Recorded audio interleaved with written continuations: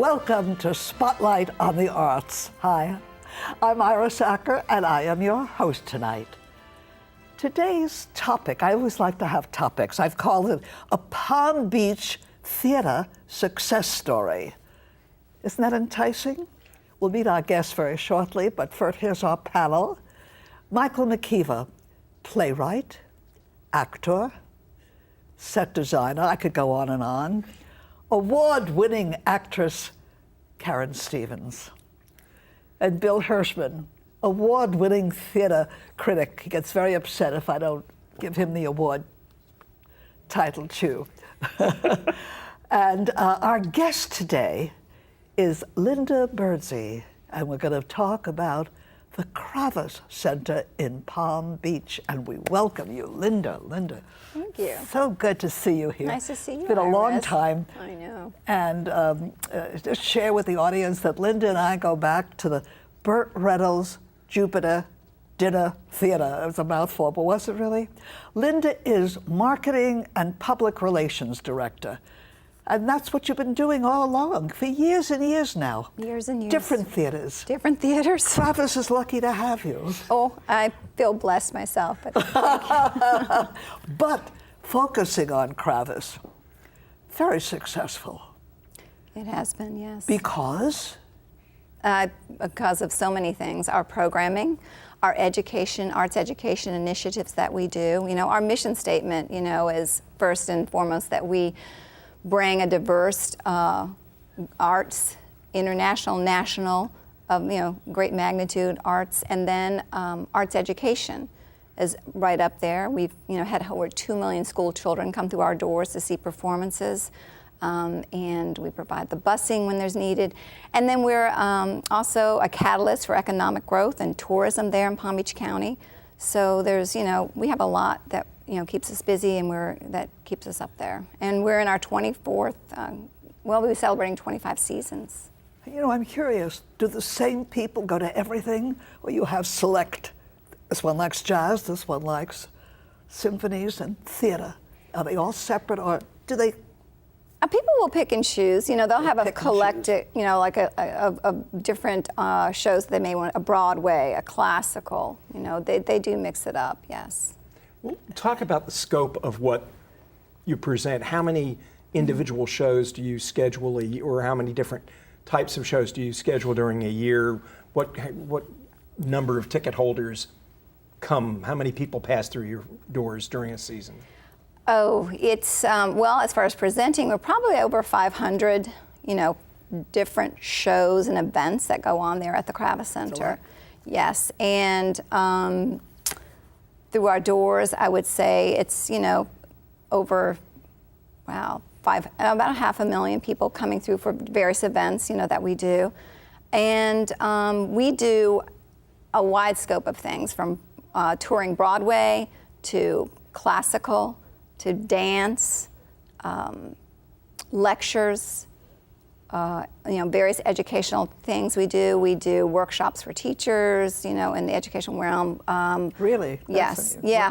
We have a whole professional development arm for educators up there in Palm Beach County that come and get free, classes that can help them, with their teaching and incorporating the performing arts into their classes. I know you have an entire Broadway series, shows like Bridges of Madison County and Matilda. Right. What are some of the other types of shows? I know you've got a great concert series with such headliners. What you've done in the past, for example, yes. Sure. That has put Kravis Center where it is today. Are you referring to our classical series? I'm just asking different types of concerts. In other words, like I know you've had Bernadette Peters in the past. Talk about some of those folks. Well, we've had Bernadette Peters, as you said, Michael Feinstein, nice, Harry Connick Jr., John Legend. We go the gamut as far as the tastes of the audience when it comes to concerts. Tony Bennett, Paul Anka. The names bring them in, don't they? The names. Well, it's a product. People, if they want to see it, if it's something they want to see, they will come. We have a lot of, titles and products that people want to see. But the Broadway shows, competition is Broward Center our center in Miami? I mean, it's like a triumvirate, the three of you actually. Yeah, it is, but we don't feel that we're competing. That we feel that there's enough in South Florida audiences, you know, that when we do a show, even if it's a show that, say, Arsh is doing and that we're doing in the same season, the timing, there's enough audience because we pull from the north, too, of us. You know, we have that whole Martin County, St. Lucie County. You do. And Martin is a very, you know, wealthy county that, you know, people want to come to see shows. And so we do have that. So I don't really, and we never have felt that we're on top of each other and we're like fighting over, you know, audiences. Yeah, I don't feel that anyway as a marketing director, and I'd be the first one to say, I'm going to arm wrestle you over the show. But we don't, you know, I think that we can, and just being respectful of each other's, you know, marketing. Too. What exactly does a marketing director do? What does that job entail? Because whenever I hear that, it just sounds really, it sounds hard. It sounds hard. You know, it really is. It's my particular marketing, you know, what I do in my field is, it is hard, it's fun, it's no 2 days are alike. It's a fast-paced moving, because what I'm doing now, like my team, because it's not just me, I have the title, but there's a whole bunch of people, you know, it's a small team. But there are people around me that are working to help make, you know, to market the shows. And what we do is, what our department is responsible for is to make sure in our season brochure, you'll see the number of shows in there, which are tremendous, but we have to market those shows. That means we have to plan the advertising, we have to plan the promotions, we have to plan the PR, and then we work with PR companies that help us do that too. So my job is to spearhead, get all the players in motion and get everything working. So it's a lot, it's, you know, now you're starting to make me think about it. Now you're making me nervous. See, I'm like, oh my gosh, what?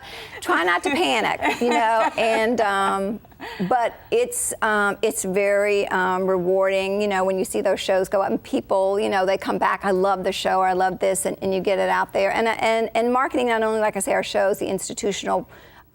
Kravis Center Kravis Center for the Performing Arts as an institution, and what we do for education and the kids that come in and promoting that. That's a great. It's rewarding. And as Karen said, yes, it is hard. Yeah. And what qualifies you, Linda? Let's go back. Oh my gosh. Let's go back. All right, now Irish, you didn't say you're going to be doing Let's go back and talk about how you got to do what you're doing today.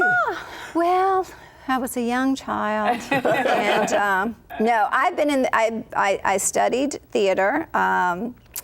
And went to Palm Beach Atlantic University now. Then it was college. That's how old it was. But I became an apprentice at what was then as the Burt Reynolds Institute for Theater Training. And at that point, I should have known something, because I started out in the producer's office. My first 2 weeks, all the apprentices hadn't come yet, and so the producer at the time, Rick Allen, just stay here and, you know, work on this and, you know, do this. And so and then I gravitated to other things, but then I came back to that producing office and came back to actually work in marketing and public relations for the theater, and then producing. And so was there for 8 years. There, when I was an apprentice, I did. But by that time, I kind of gave up the performing and started focusing on producing and the marketing and the PR, because you kind of knew, you know what, there are people out there more hungry than me to be on the stage, and I need to step aside and let them have at it and do that. So, but I perform all the time, trust me. I'm always performing. Ask my staff. So they put you on? They put me on. So I, you know, and then it went from there to another theater, the Hirschfeld Theater, as, you know, into marketing and production. And then at the Broadway Center, I ended up there in marketing and PR, and stayed there for 17 years. And then I found myself at the Kravis Center. So it's a life. It's a life, yeah. And I didn't really ask. It's like I didn't say, I'm going to go here, I'm going to go there. It just sort of evolved and happened. So I just, you know, that's why I say it's kind of a blessing, because I wasn't working towards it. It just really evolved. And but you didn't really train for it, did you? What you went to school for? No. But you get a lot of, you know, there was a lot, when you're in the throes of it and to do, I worked under a lot of great people that gave me a lot of good training too. Well, it's interesting because you've worked in at least 2 counties and you're aware of what's going on in counties above and below Palm Beach. Do you have any kind of sense Is there a typical Palm Beach County audience? Is it all monolithic? Are there lots of different sub-audiences?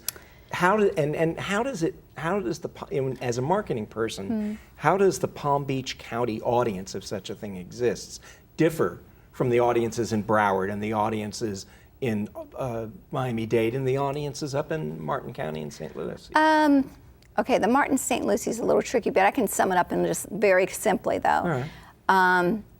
Kravis is older, Broward is younger, and Miami is the youngest. And if how you does take that the play? mix in what's there and in the overall, if you take the overall demographics and just push them all together, I see Dade County a lot younger in some respects than Broward, although they have young, but it does trend younger. And then Palm Beach is definitely, it's older. And it, our regional arts, our classical series, I think our average age there is 75 or 80. Wow. You know, it gets up there.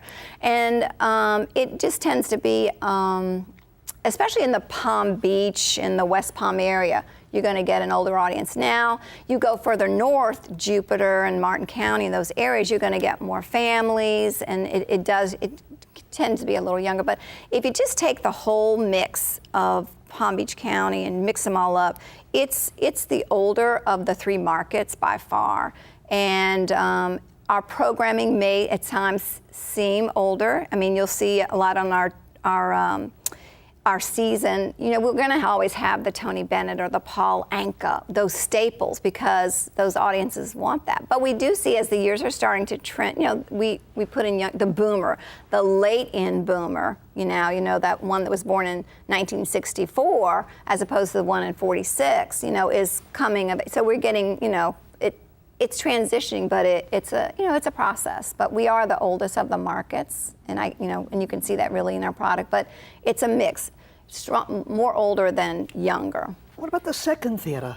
The second theater. The Rinker. The Rinker. Oh, the Rinker. Oh, Rinker yeah, Theater, the yes. Rinker Playhouse. Yeah. Let's not forget that. Oh no, and we also have Person Hall too. Don't forget that. That's Oh, right. my Which goodness, is yes, we have. Just so you know, just the whole our complex is the Dreyfus Hall, which is like $21.95 in seats, and then we have our Rinker and our Person Hall, which really are similar, just under 300 seat theaters. They're black box configurations that can do a lot of different things, from cabaret style concerts to theater, small intimate theater style. I'm always encouraging people to check out, because a lot of people come. We have this Adults at Leisure that we put on every year, and it's 6 shows. At 11 o'clock and 2 o'clock. It's one of the hottest selling products. Really? And it sells out, and it's 6 shows for right now we're selling them for $99, I believe. That's great. That thing has, every year it always sells out. People Describe always, it. it's various, it's mostly performances of music, Neil Berg's 107 Years of Broadway, if you know that, things like that, or I'm trying to think some artists that may have sung there. Are they local? They're not artists? local. No, they're Okay. from New York, Okay. or some names you'll know. And then we laughed because I think it was Melissa. Was it Melissa Manchester? Yes, performed one day on it, and we were laughing, and one of my team said, "Oh my gosh," she goes, "I want to go see that. We're adults at leisure, like in that age, because I want to go see her." But it's a really hot show. And we're trying to, as we see the years progress, the audience is aging, and now they don't want to sit up in the balcony or the loge. And so I'm trying to get them over into those smaller theaters where we still have the great, product. And so we're trying to create this matinee madness of 6 shows with various degrees. Because it's still, in Dreyfus you have, the comfy seats, but in Person and Rinker you still have the comfy seats. You still have the great sound, and you still have, great entertainment. It's not just, don't think big is best, because in intimate you still get a great day or night of entertainment. So check it out. So I'm always trying to push that for those audiences. Well, I'm going to get everybody to come to the Kravis Center. Parking is free. 5 floors of free parking. Now, anybody got that? Not the Broward, not the Art Center, No. not the Broward No. Center. Yeah. That's the reason I like to go to the Kravis. Yes. No, I mean, I like to That go to is Kravis still for there, what they so. have, but yeah. but there's a lot of people that just, really? It is. It is today. Yes. What about local artists? Is there an opportunity for local artists to be produced at the Kravis, like maybe in the Person Hall or Rinker? They can. We don't produce, just so you know, we don't produce anything, Right. but we do have local artists that do their shows there. And like the Palm Beach Opera does a whole series there every season. And then Miami City Ballet, which is regional, which does come up and do a whole series there every year too. Palm Beach Symphony also comes in and does, shows from there. And then various artists from time to time may have a, in the community may come in and do an act there some night of a performance. Okay, so Yeah. it's usually shows that are already put together, but they just come in and... They come in and do, right. Okay. Yep. Yeah, they're not, Kravis is, I would say, not equipped, but they're really not. It's not their bag, so to speak. Yeah, we don't. Yeah, we do a lot though of various products and like theater, Only- concert, but it's Only in the educational arm, though. I've worked in the educational Yes. arm, where I've written a play for the summer camp, and then it's performed at the end of the camp season, and so that's a lot of fun. But I think that's for probably arts for our arts, yes, our arts camp. Yeah, great. Yeah, Yeah. that's a great camp. And that's a whole another thing as far as education too. With arts education, we have the arts camp that we do in the summer. We also do what's called the Broadway Artist Intensive. So kids who are really focused, these are like middle school, high school, college, that are really know they want to go to Broadway. It's a 3-week intensive where they bring in artists from New York that have, either been on Tony Award-winning shows or like Matilda, the casting director came in and gave a class. So they're going to get classes by really strong veterans in the arts, in Broadway arts. What are the ages for these Middle kids? school, up to middle school through college. Great. Yeah. And then we have another great program, the DeGeorge Academy, which is a program that helps kids who may not have the means to take those private classes, dance, singing, acting, and they want to get into some of the performing arts schools. We have the Bach or the Dreyfus. So their teachers will identify them, and then they'll be, into this academy, which gives them, those classes to give them maybe that upper hand when it comes time for auditioning for those performing arts schools. So we're very proud of those programs too with our arts education. And community outreach, are there programs that are done to specifically reach the community surrounding the Kravis Center? We do a lot. We have a program. We have a community outreach director who's always working, Vanessa Young, 24/7. I think that lady I know rests. Vanessa. You know Vanessa? Yes. So we do actually a program called Peak, Provocative Entertainment at Kravis, which is a very diverse scope of product that helps to reach all the varying components of the community. And with that, we identify certain organizations where we offer them $5 tickets to come in. So we try to make it accessible, and the product is, it's a wide spectrum of product that we do offer, from dance to music, concerts, theater. Well, I'm going to focus more on the Broadway shows because that's what we're closest to, I think, on our panel here. The choices, who makes those decisions? Who makes those decisions? Well, Lee Bell, who's our Senior Director of Programming, he does that. He makes all those choices. He does talk to he will ask me about certain things, and we do talk, but he is the final. He is out there looking, negotiating, and making it happen. Now, I'm curious about this, though. This is interesting because until a few years ago, Broadway Across America, which is one of the people who manage tours, Yes. was booking all three Right. houses, presenting houses, the Arch, the Broward Center, and the Kravis. And did the shows move then? And then they moved around, but not necessarily right next to each other. But at some point or another, Kravis changed its mind, and it now does basically its own Yes. booking. Can you talk a little bit about Yeah, that? that happened. Because I should point out, you're getting shows that the other two houses are not getting. Yes, that's very true. That you're getting, Yeah. well, we won't give specifics, but you've got 3 shows coming this season that are appearing nowhere else in the state. And they probably will next season or the season Right, but after. you're getting it them kind of first. rotates them, which is great. Yeah, what happened was, and I believe it was 2006, basically the board, made a decision, a strategic decision to for us to bring our own Broadway in. It was a rental. At that time, Broadway Across America was there as a rental. Just like the Palm Beach Opera or they were renting the space. So there was no control there with what we had over it. And so the board decided strategically to end that agreement and that arrangement and to start bringing in our own Broadway. Hence, then I showed up. And that, I think we launched our first Kravis on Broadway season, the 2008-2009 season. Wow. So, yeah, with the Avenue Q was the very first show. And that results in what when you do that? When you Well, take control it over results in that you take more of the revenue. Yeah. You keep more of the revenue. Obviously, if you're not renting and you're controlling and you have more, so you're working directly with the producers and the booking agents to get those shows in. So it's much more control in it, and it does allow more revenue. And I want to thank you for bringing Lou Balaban, who does captioning, Oh, yes. to your theater as well. We had him on our show here, and he explained it's a wonderful thing. I mean, The open captioning, the yes. offering, and you've picked him up as well. Said a lot of it had to do with his being on this show. I forgot to tell you that. Oh. As a result of being here and lovely. explaining That's captioning, great. Yeah.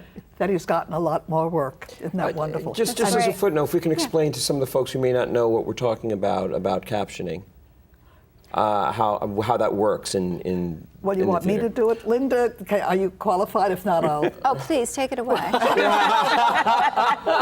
No, But I'll tell you when we do it. We, go ahead. For Broadway, we do it on Sunday matinees. It's usually the first Saturday performance of the show, such as it is, and it's a section of the theater, a portion of the theater, usually on the side, and it's not something that everybody sees like the opera.